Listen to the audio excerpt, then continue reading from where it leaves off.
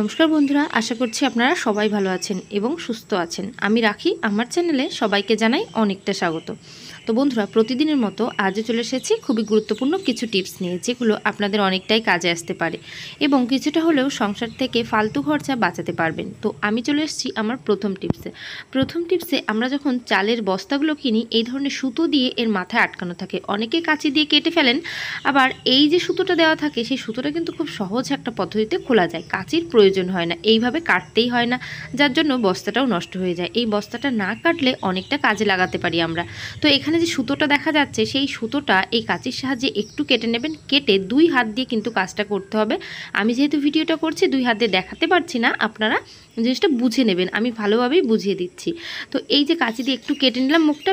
এইবার কাটার পর এইভাবে ঠিক এই যে সুতোটা এখান থেকে টান দেবেন, দুটো সাইড হলো।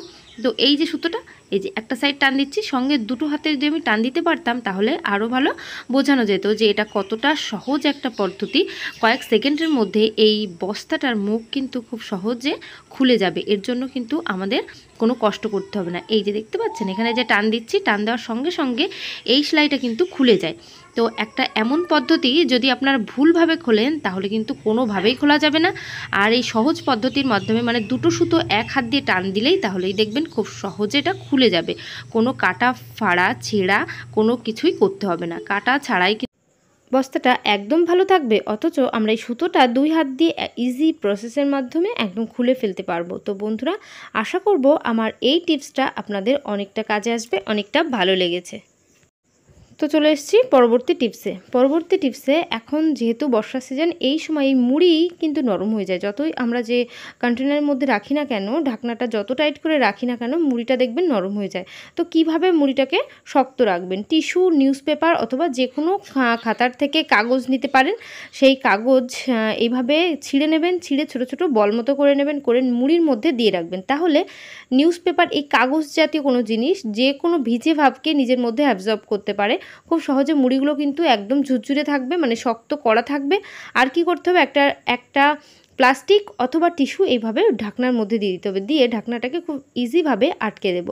এইভাবে যদি আমরা রাখি তাহলে কিন্তু আমাদের এই মুড়ি কখনোই নরম হবে না এই বর্ষার দিনেও। আশা করছি এই টিপসটাও অনেকটা কাজে আসবে। চলে এসেছি পরবর্তী টিপসে। আমরা হাতে যে চুড়িগুলো পরি, অনেক সময় দেখবেন একটু কাজের সুবিধার্থে ছোট সাইজের চুড়ি পরি, কারণ বড় হলে কী হয়, কাজকর্ম করতে অনেকটা সমস্যা হয়। তো ছোট চুড়ি পরলে সেটা যখন চেঞ্জ করতে হয়, অন্য কিছু পরবো, তখন কিন্তু একটা সমস্যা হয়, চুড়িটা ইচ্ছামতো খুলতে পারি না, আবার ইচ্ছামতো অন্য চুড়ি পরতেও পারি না। তো যখনই দেখবেন এরকম চুড়ি ছোটো হয়ে গেছে, হাত থেকে খোলা যাচ্ছে না, পরা যাচ্ছে না, আপনারা বাচ্চাদের যে ছোটো মোজাগুলো আছে সেই মোজাগুলো নিয়ে নেবেন। এইভাবে মোজাটা হাতের মধ্যে পরে নেবেন। হাতের মধ্যে পরে মোজার এই নিচের অংশটাকে এইভাবে আস্তে আস্তে টানতে থাকবেন। টানতে লাগলে তাহলে যত ছোট চুড়ি হোক না কেন, দেখবেন খুব সহজে চুড়িটা নিচের দিকে নেমে আসবে, মানে চুড়িটা খুলে যাবে। তো সেম প্রসেসেই কিন্তু আপনাদের চুড়ি পরতেও হবে। অনেক সময় হয় না যে একটু ছোট চুড়ি এনে ফেলেছি, সেটা পরা যাচ্ছে না, অনেকটা কষ্ট হচ্ছে পরতে। তো সেক্ষেত্রেও কিন্তু আপনারা এইভাবে মোজাটা পরে নেবেন। মোজার মধ্যে যখন চুড়িটা পরবেন তখন খুব সহজে চুড়িটা কিন্তু পরা হয়ে যাবে। তার কারণ কি, কারণ এই মোজাটা ছোট হওয়ার কারণে আমাদের হাতটা না অল্প জায়গার মধ্যে আছে একদম। আর কি হয়, মোজাটা অনেকটা স্লিপ, এই জন্য এর মধ্যে দিয়ে খুব সহজে চুড়ি পরানো যাচ্ছে, ছোট চুড়ি হলেও সেটা খোলাও যাচ্ছে। আশা করছি এই টিপসটা অনেকটা কাজে আসবে। চলে এসেছি পরবর্তী টিপসে। বন্ধুরা, বাড়িতে যখন সাবান আমরা তো ব্যবহার করি, স্নান করার সময় সাবান ব্যবহার করতে করতে লাস্টের দিকে সাবানের ছোটো ছোটো এরকম টুকরো থেকে যায়। তো এই যে ছোট টুকরোগুলো আমরা কাজে লাগাই না, কারণ এতটা পাতলা সাবান ধরতেই পারি না। তো এটাকে আর কি ব্যবহার করব, এই জন্য এটা বাদের খাতায় পড়ে যায়। তো বাদ না দিয়ে আপনারা কি করতে পারেন, একটা সাবান নিয়ে নেবেন।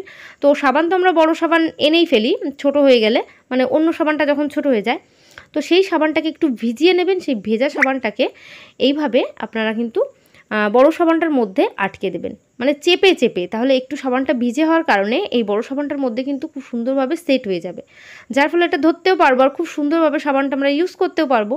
সাবানটা নষ্ট হলো না, আমাদের খুব সহজ পদ্ধতির মাধ্যমে সাবানটা আমরা ব্যবহার করতে পারলাম। তো বন্ধুরা, আশা করছি আমার এই টিপসটাও আপনাদের অনেকটা কাজে আসবে, অনেকটা ভালো লেগেছে। ভালো লাগলে অবশ্যই কিন্তু আমাকে একটু কমেন্ট করে জানিয়ে দেবেন। আপনাদের একটা কমেন্ট আমার নতুন নতুন ভিডিও দেওয়ার উৎসাহকে আরও বাড়িয়ে তুলবে। তো বন্ধুরা, এখন আমি চলে যাব আমার পরবর্তী টিপসে। বন্ধুরা, পরবর্তী টিপসে এখানে আছে চিনি। তো তো আমরা প্রত্যেকেই চিনি ব্যবহার করি কম বেশি। তো এই যে চিনিগুলো আমি এখানে চিনিটা গুঁড়ো করে রেখে দিয়েছি মিক্সার জারে। তো এই যে চিনিগুলো ওই এখন যেহেতু বর্ষা পড়ছে মাঝে মাঝেই, তো চিনি না দলা পাকিয়ে যায়। আর যদি দানা চিনি হয় সেক্ষেত্রে চিনিগুলোর মধ্যে কী হয়, জল জল জমতে থাকে। তো এই যে একটা প্রবলেম, সেই প্রবলেম থেকে কিভাবে আপনারা রেহাই পাবেন। দেখুন চিনি তো ওই ভেজা ভেজা চিনি কারোরই কিন্তু ব্যবহার করতে ইচ্ছা করে না। আর যদি গুঁড়ো করে রাখেন এরকম দলা দলা পাকিয়ে যায়, সেটাও ভালো লাগে না। তো আমরা কি করব যার ফলে চিনির মধ্যে ভেজা ভাবটাই থাকবে না। এখন বর্ষার সিজন, অবশ্যই সেই ভেজা ভাবটা আসবে, তো ওটা তো আমরা আটকাতে পারবো না, কিন্তু সেই ভেজা ভাবটা যেন চিনির মধ্যে থেকে না যায় তার জন্য একটা কাজ করব। আমরা যখন আইসক্রিম খাই এই ধরনের যে চামচগুলো, কাঠের চামচগুলো আমাদের দিয়ে থাকে, তো সেই কাঠের চামচগুলোকে আমরা যদি এইভাবে চিনির মধ্যে রেখে দিতে পারি, 2-3টে যেটা পারবেন, যার কাছে মানে যে কটা আছে, এইভাবে ঢুকিয়ে রাখবেন চিনির মধ্যে। কাঠ যে কোনো ভিজে ভাবটাকেও নিজের মধ্যে অ্যাবজর্ব করে নেয়, যার ফলে চিনির মধ্যে যে ভিজে ভাবটা আছে সেই ভিজে ভাবটা কিন্তু খুব সহজে কাঠের কোনো চামচ নিজের মধ্যে নিয়ে নেবে। তো তখন আমাদের চিনিটা ভিজে ভাবও থাকবে না, একদম ঝুরঝুরে থাকবে, কোনো সমস্যা হবে না। তো বন্ধুরা, আশা করছি আমার এই টিপসটা অনেকটা কাজে আসবে। তো আজকের ভিডিও আমি এখানে শেষ করছি। সবাই ভালো থাকবেন, সুস্থ থাকবেন। আবার নেক্সট ভিডিও তাড়াতাড়ি দেখা হবে। তো বাই, টাটা।